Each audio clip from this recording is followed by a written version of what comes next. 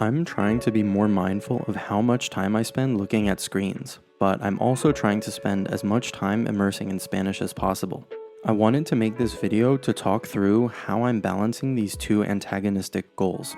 I don't think it's controversial to say that as a society, our screen time is out of control. It's pretty normal for people to spend 6, 7, 8, 9, or even more hours on screens every day, and it's undeniably negatively impacting our mental and physical health. I get that a lot of that screen time is for work or school, so it's sort of unavoidable, but we're also spending a ton of time staring at screens outside of that. My current goal is to reach 3,000 total hours spent consuming content in Spanish, and so I'm okay with some screen time that is getting me closer to that. But oftentimes when I would sit down at my computer or pick up my phone to watch something in Spanish, I'd end up spending hours repeatedly refreshing the same couple of websites to see what new content a giant corporation's algorithm wanted to feed me. And that goal of 3,000 hours of Spanish was quickly turning into 10,000 hours of time wasting. I started reading about digital minimalism and watched videos of people talking about how they deleted social media, blocked websites and apps, and even got rid of their smartphone entirely. And I would yearn for that simplicity and calm that they described. I decided I wanted to make some changes to how I was living, but knew that both for Spanish learning purposes and general life utility, just getting rid of all of my devices wasn't really an option. So the first step I took was to critically reflect on what I wanted my relationship with technology to even be. And I came to the conclusion that I want my devices to work for me rather than control me. Ideally, my phone would be like a shovel, a tool that I only pick up when I need to dig a hole, but that asks nothing of me. I want to reach for my phone or computer when I need or want to do something with them, rather than simply because they are there and my default state of being is staring at them. I also reflected on what I consider to be time wasting, because it's not as clear-cut as just screen bad. I don't feel like I'm wasting my time after watching a TV show that I really enjoy or an instructional video on something I'm actively trying to get better at.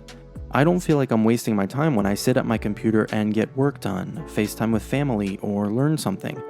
But I do consider it time wasting when I'm consuming content that, upon reflection, I'm only consuming for the sake of consuming it. I downloaded a program called Cold Turkey for my computer and an app called Screen Zen for my phone, and I set up blocks that made it where I could only access Reddit, Instagram, and YouTube for a certain amount of time each day, as these were the main culprits in my time wasting. I didn't want to fully block YouTube because even though I used it for a lot of time wasting, there are also a bunch of amazing creators that I enjoy following, and it was YouTube's feed, not those creators, that I felt was wasting my time.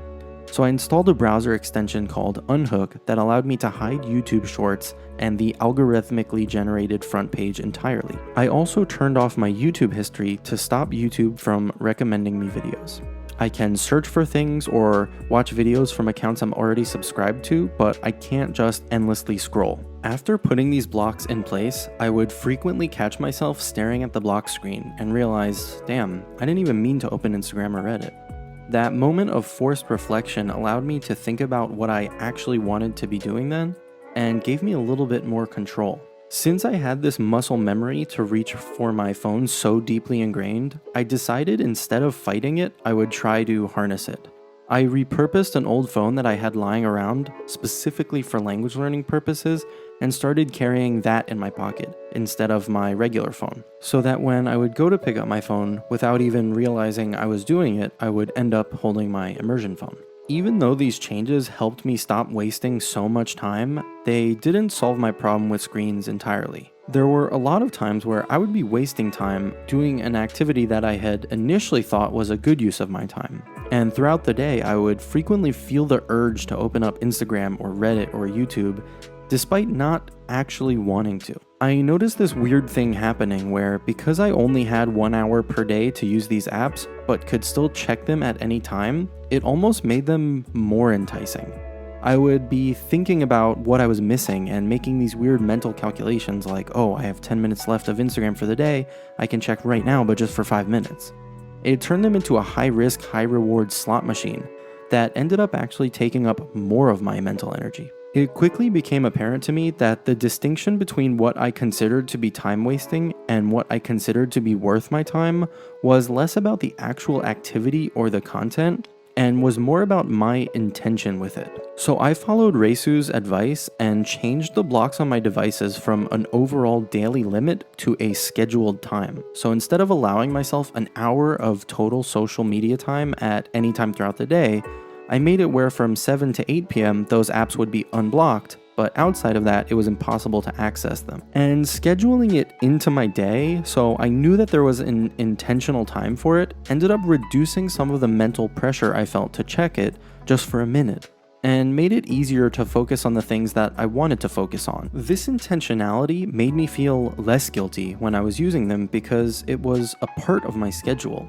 And all of this made me realize that while the physical blocks that I had set up, which increased the friction of endlessly scrolling, made a difference, I also needed to address my mindset. I started regularly meditating, which is something I have attempted numerous times over the years but always gave up on after doing it a few times and feeling distracted, but now was different. As I meditated more and did more research about meditation and mindfulness, I learned that those distractions that pop up every 2 seconds when you're meditating are not a problem and don't mean you're bad at meditating. I learned that losing focus and then bringing yourself back is the exact point of meditation. I've also been trying to intentionally spend time where I am not on or even near a screen at all. I've been going on more walks where I don't bring my phone. I want to retrain my brain from always seeking out the next interesting thing online to being comfortable with silence. Additionally, I decided to take a more active approach to content consumption. I feel like I'll be happier if I limit my media to media that I pick out because I actually want to watch. And as a product of that, I've been consuming less short-form content in general and really only engaging with longer-form content. So instead of watching YouTube Shorts or Instagram Reels, I'm trying to watch more TV shows, movies, and reading or listening to books. I don't want this video to give the false impression that I have everything perfectly figured out. I feel like forming a better relationship with technology use that simultaneously allows me to reach my goals of learning Spanish and then other languages after that is going to be an ongoing journey that I'm excited to bring you all along on. And if you're also thinking about this balance, I'd love to hear how you're managing screen time while also immersing in a new language in the comments.